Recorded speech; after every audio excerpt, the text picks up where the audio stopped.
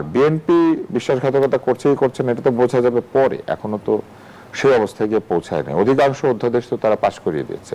তারা সরকারকে একটা চাপ সৃষ্টি করে সরকারের কাছ থেকে দাবি আদায়ের চেষ্টা করবে, এইটাকেই প্রেসার গ্রুপ বলে। এখন যে বিষয়টি বলা হচ্ছে সেটা হচ্ছে গণভোট বৈধভাবে হয়েছে না অবৈধভাবে হয়েছে, এইটা তো আইনের প্রশ্ন, এটা তো বিপ্লবের প্রশ্ন না। এই অবস্থায় আমরা দেখছি বিরোধী দল কিন্তু রাজপথে এবং সংসদে দুই ক্ষেত্রে কিন্তু আমরা দেখছি যে সমানতালে তাদের আন্দোলন সংগ্রাম চালিয়ে যাচ্ছে এবং সংসদেও কথা বলছে।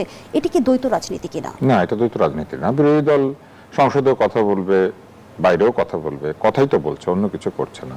এবং বিরোধী দলের বেশি বলা উচিত সংসদে। সংসদে যদি মীমাংসা না হয় তখন তো বিরোধী দল চেষ্টা করবে তাদের শক্তি দিয়ে, চাপ দিয়ে সরকারকে দাবি আদায় করার জন্য। সেটা তারা নিয়মতান্ত্রিক পন্থায় করতেই পারেন। এটা দ্বৈত রাজনীতি নয়। দ্বৈত রাজনীতি অন্য জায়গাতে রয়েছে। সেটি হচ্ছে যে বিরোধী দল যেভাবে তৈরি হয়েছে, তারা বলেছিল যে আমরা একটা নির্বাচনী ঐক্য করেছি। নির্বাচনী ঐক্যটা কি জিনিস, যে এখানে কোনো আদর্শগত মিল নাই, তারপরে আমরা ভোটের জন্য ঐক্য করেছি।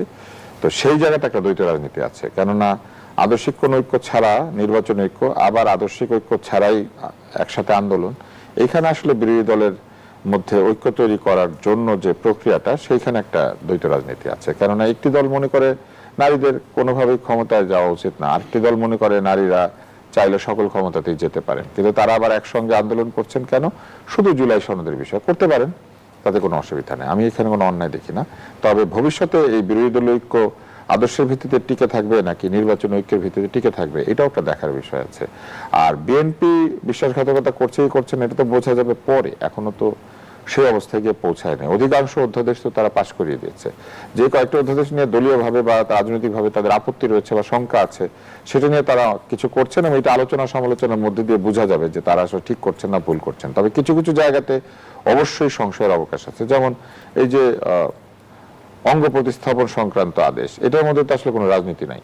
তো এইটা নিয়ে তারা কেন আটকালেন, এটা একটা প্রশ্নের বিষয় আছে। কারণ অঙ্গ প্রতিস্থাপনের ব্যবসা ভারত করত, তো এবং ভারতেই ম্যাক্সিমাম বিদেশি অঙ্গ মানে প্রতিস্থাপন বিদেশে গিয়ে করলে আমাদের বাংলাদেশের লোকেরা ভারতেই করাতেন।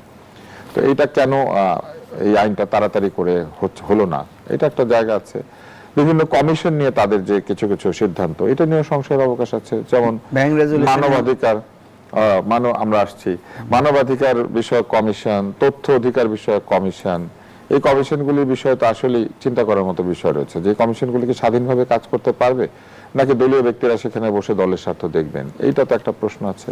না, দুর্বল হবে না। বিরোধী দলের রাজপথের আন্দোলন যদি জোরদার হয় তাহলে সরকারের উপরে চাপ সৃষ্টি হবে এবং সরকার যেহেতু একটি বৃহৎ সংখ্যাগরিষ্ঠতা নিয়ে সরকার তৈরি করেছেন, তারা হয়তো তখন সেই চাপকে বিবেচনায় নিয়ে সংসদে আলোচনা করবেন আরো বেশি এবং আরেকটু উদারভাবে জিনিসপত্রকে দেখবেন। আমার মনে হয় না এতে করে সংসদ দুর্বল হবে। কেননা বিরোধী দল তো অনৈতিক পন্থায় কোনো কিছু আদায় করতে চাইবে না নিশ্চয়ই, আর সেটা চাইলে সেটা পাবেও না। ফলে বিরোধী দল যেটা করবে, বাইরে গণ আন্দোলন ঠিক নয়, গণজমায়েত, মানুষের মতামত যে অনেক আছে তাদের পক্ষে, সেটা প্রদর্শন করে তারা সরকারকে একটা চাপ সৃষ্টি করে সরকারের কাছ থেকে দাবি আদায়ের চেষ্টা করবে। এইটাকেই প্রেসার গ্রুপ বলে, যেটা শফিক মবকে প্রেসার গ্রুপ বলেছিলেন। মব প্রেসার গ্রুপ না, এইটা হচ্ছে প্রেসার। ধন্যবাদ জানাচ্ছি জনাব আব্দুল তুষার। জনাব মুজিবুর রহমান মঞ্জু, জামায়াত আমির যখন বলছেন রাজপথে তাদের মূল ঠিকানা সংসদ নয়, এটি কি গণতান্ত্রিক প্রতিষ্ঠানের প্রতি অনাস্থা তৈরি করে? উনি যে কথাটা বলেছেন এটা তো বোঝা যাচ্ছে, তুষার ভাই বলেছেন যে ওনারা একটা কৌশল নিয়েছেন যে ওনারা পার্লামেন্টেও কথা বলবেন, বাইরেও কথা বলবেন। পার্লামেন্টে একটা সমস্যা কি, ওনারা যেহেতু সংখ্যালঘু, ওনারা কিন্তু সময় কম পাচ্ছেন। ইতিমধ্যে আমি দেখবেন যে বিরোধী দলের এমপিরা বলেছেন যে আমরা 2 মিনিট 3 মিনিট করে সময় পাই, কিন্তু মন্ত্রীরা কেউ 10 মিনিট 12 মিনিট কথাবার্তা বলেন।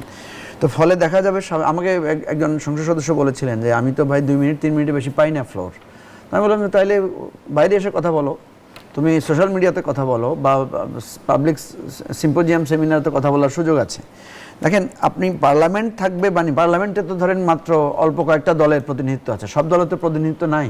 তাহলে ওই দলগুলো কোথায় কথা বলবে? ধরেন আমাদের দলের প্রতিনিধিত্ব নাই, হয়তো আমাদের জোট আকারে আছে, তাহলে আমাদের বক্তব্য আমরা কোথায় দিব? রাজপথ খোলা রাখতে হবে।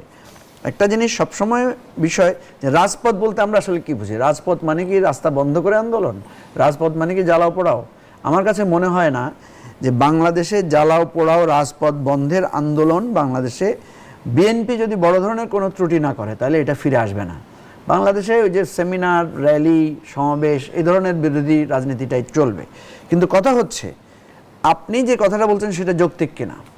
আপনি যদি যৌক্তিক কথা বলেন, আপনি দেখবেন একটা পত্রিকার নিউজও অনেক সময় অনেক পাওয়ারফুল দেন, বিশাল জনসভা, একটা পত্রিকার রিপোর্টও যদি মানে যে আপনি দেখেন ওই যে একজন ডাক্তার যে কামরুল সাহেব না, কামরুল সাহেবের কাছে চাঁদা চাইতে গিয়েছিল, কিডনি রিপ্লেস করেন উনি। এখানে তো কোনো আন্দোলন করতে হয় নাই, প্রধানমন্ত্রী স্বয়ং ইনভলভ হয়েছেন, পুলিশ গিয়ে গ্রেফতার করেছে। সুতরাং এটাও তো একটা আন্দোলনের পথ, যে আপনি যদি যৌক্তিকভাবে কথাটা পাবলিকলি প্লেস করতে পারেন, রাষ্ট্র এবং সবাই কিন্তু এঙ্গেজ হয়ে যায় এই দাবি আদায়ের জন্য। সুতরাং আমি যেটা মনে করি, বিরোধী দলের নেতা যেটা বলেছেন যে ওনারা যদি বোথ ওয়েতে প্রেশারটা তৈরি করতে পারেন, আমরা বরং জনগণ লাভবান হবে যদি প্রপারলি সঠিক দাবি নিয়ে করেন। জনাব আব্দুল তুষার, একটা ভিন্ন বিষয় আপনার কাছে প্রশ্ন রাখতে চাই। নিশ্চয়ই ঘটনাটি সম্পর্কে আপনি অবগত আছেন। গতকাল মঙ্গলবার চট্টগ্রামের সাবেক মেয়র মঞ্জুর আলমের বাসায় সৌজন্য সাক্ষাৎ করতে গিয়েছিলেন হাসনাত আব্দুল্লাহ, এবং এই খবর পেয়ে মঞ্জুর আলমের বাসার সামনে জুলাই যোদ্ধা পরিচয়ে কিছু মানুষ জড়ো হয় এবং তাকে প্রশ্ন করা হয় যে আওয়ামী লীগের দোসর, তার সাথে আসলে সাক্ষাৎ কেন হলো। এই যে আমরা দেখছি যে ঘটনাচক্রে মব তৈরি হয়ে যাচ্ছে, এই বিষয়টিকে আসলে কিভাবে দেখছেন? উনি যে ওখানে গিয়েছেন, উনি কি সবাইকে জানিয়ে গিয়েছিলেন কিনা আমি জানি না। আর যদি জানিয়ে গিয়েই থাকেন তাহলে এখানে দুইটা জিনিস হয়েছে। একটি হচ্ছে যে জুলাই যোদ্ধাদের সঙ্গে হাসনাতের মতো যারা জুলাই আন্দোলনে নেতৃস্থানীয় জায়গায় ছিলেন তাদের একটা বিরোধ তৈরি হচ্ছে, এটাও পরিষ্কার হয়েছে। আর তৃতীয় বিষয় হচ্ছে, এত লোক থাকতে উনি আসলেই তো মঞ্জুর সাহেবের বাসায় কেন গিয়েছিলেন? মানে যাদেরকে দোসর বলেছেন, যাদেরকে জাতা বলে গালিগালাজ করেছেন, চট্টগ্রামে কি লোকের অভাব ছিল? উনি হঠাৎ মঞ্জুর সাহেবের বাড়িতে কেন গেলেন? বিষয়টি হচ্ছে, আদালত বিপ্লবের বৈধতা অবৈধতা দেয় না। বিপ্লবের নামে যদি কোনো অবৈধ বা বৈধ কাজ হয়ে থাকে, এই বিষয়টি নিয়ে আদালতকে প্রশ্ন করা যেতে পারে। যেমন ধরেন, বিপ্লব কি হত্যাকে বৈধতা দেয়? বিপ্লব কি লুটপাটকে বৈধতা দেয়? বিপ্লব কি নির্যাতনকে বৈধতা দেয়? বিপ্লব কি গালিগালাজকে বৈধতা দেয়? বিপ্লব কি অসম্মানকে বৈধতা দেয়?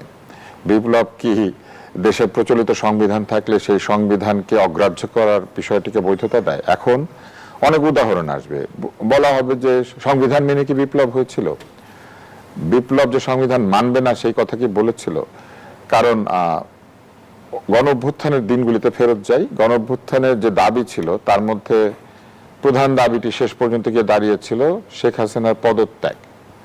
পদত্যাগ তো একটা বৈধ জিনিস, তাই না? শেখ হাসিনাকে তো কেউ বলে না আপনি পলায়ে যান, আপনি এখন নেমে দৌড় দেন, এরকম তো বলে নাই, বলেছিল পদত্যাগ করেন। তো এটা তো একটা বৈধ দাবি ছিল, পদত্যাগ করতে বলা হয়েছিল। প্রধানমন্ত্রী পদত্যাগ করলে এবং সরকার ভেঙে দিলে তাহলে কি হতো? উনি পদত্যাগ করেন নাই বলে কিন্তু পরিস্থিতি এই পর্যন্ত গড়িয়েছিল। উনি যদি পদত্যাগ করতেন এবং পদত্যাগ করে যদি সরে যেতেন তাহলে কি হতো? তাহলে সংবিধান মেনে সরকার পদত্যাগ করলে যা হয় সেটাই হতো, নির্বাচন হতো। ফলে কোথাও কিন্তু এই কথা বলা হয় নাই যে আমরা সংবিধানের বিরুদ্ধে কাজটা করছি। এটা শেখ হাসিনার সরকারের বিরুদ্ধে গণ অভ্যুত্থান ছিল, এবং সেই গণ অভ্যুত্থান কোথাও বলে নাই যে আমরা সংবিধান বদলাবো, বলেছে রাষ্ট্রকে মেরামত করব। এখন ধরেন আমার হাতে একটা ফোন আছে, এই ফোনটা আমি ফেলে দিব, এইটা একটা কথা। কিন্তু আমি যদি বলি এই ফোনটা আমি মেরামত করবো, এর মানে হচ্ছে আমি এটা রাখবো, কিন্তু যেসব যন্ত্রপাতি বিকল হয়েছে সেগুলি বদলাবো।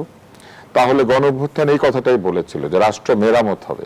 তো মেরামত মানে কি? সংবিধানে কোথাও যদি ভুল ত্রুটি থাকে সংসদে বসে সেটা ঠিক করা হবে, যে পদ্ধতিতে সরকার চলে।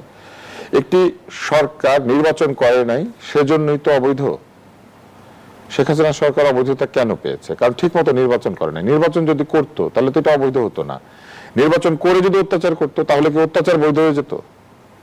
অত্যাচার না, হতো না।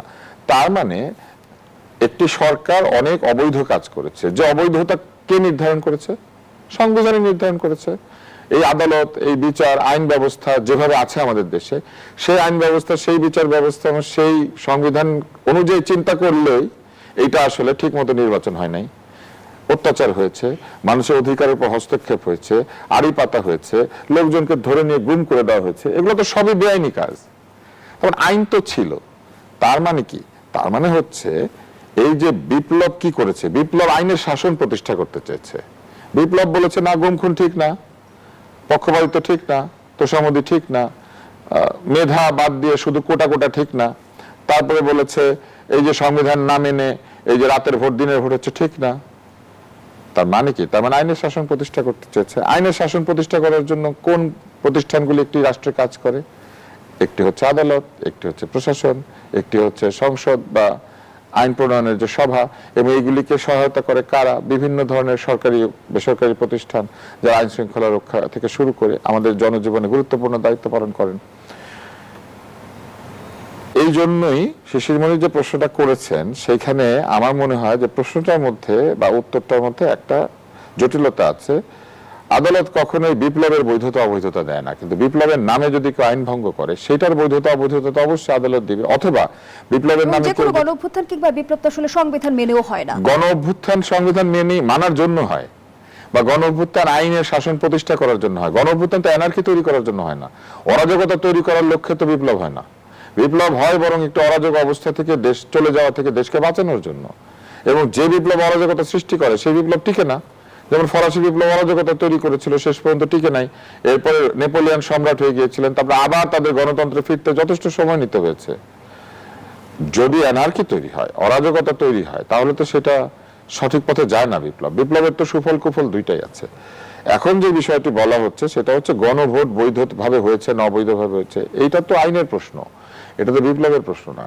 কারণ বিপ্লবের মধ্যে কোথাও তো গণভোট ছিল না, এগুলো তো ইউনুস আলী রিয়াজ এদের কাজকর্ম। কিন্তু আমরা আগেও দেখেছি সংবিধান কেন্দ্রিক বিতর্ক, এখনো আমরা দেখছি সংবিধান কেন্দ্রিক বিতর্ক। এই কারণটা তো তৈরি করে দিয়েছেন আলী জানতে চাই রিয়াজ। যে বিরোধী দলে থাকলে কি সংবিধানের বিরোধিতা এবং সরকারি দলে থাকলে সংবিধান ধারণ করা বিষয়টি কেমন? না, সকলেই সংবিধান ধারণ করার শপথ নিয়েছেন। যারা সংসদ সদস্য হয়েছেন তারা সংবিধান ধারণ করার শপথ নেন নাই। কোন সংবিধান অনুযায়ী শপথ নিয়েছেন? ওনারা একটা মজার কথা বলেন, এই নির্বাচন কি সংবিধান মেনে হয়েছে? এই নির্বাচন সংবিধান মেনে হয়েছে, শুধু সময় মতো হয় নাই। এবং এই যে দেরি হয়েছে, এটার জন্য কারণ হচ্ছে সংবিধান লঙ্ঘিত হয়েছে বাই ডক্টর ইউনূস।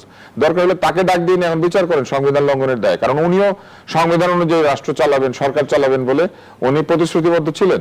উনি সময় মতো নির্বাচন দেন নাই কেন? উনি সংবিধানের অধীনে শপথ নিয়ে ঠিক সময় মতো নির্বাচন দিতে উনি বাধ্য ছিলেন, দেন নাই কেন? সেখানেই তো বিরোধী দল প্রশ্ন রাখছে যে সংসদ নির্বাচনের রায় মেনে সরকার গঠন হলো, গণভোটের রায় বাস্তবায়নে গণভোট তো সংবিধানে নাই। এখন সংবিধানে এই জিনিস সরকার কিন্তু প্রথম থেকে বলছে গণভোট সংবিধানে নেই, কিন্তু সাম্প্রতিক সময় স্বরাষ্ট্রমন্ত্রী নিজেই বললেন যে গণভোট ফ্যাক্টম ব্যালট সেটির বৈধতা রয়েছে। তাহলে আগের অবস্থান থেকে কি আসলে পরিবর্তন নাকি? গণভোটের বৈধতা আছে কি নাই এটা প্রমাণ করতে চাইলে এটাকে ওই সংসদের মাধ্যমে আলোচনা করে এবং আদালতের মাধ্যমে আসার সুযোগ রয়ে গিয়েছে। কেননা গণভোটের যে আদেশ দেওয়া হয়েছিল সেটা সংবিধান অনুযায়ী বৈধ আদেশ না।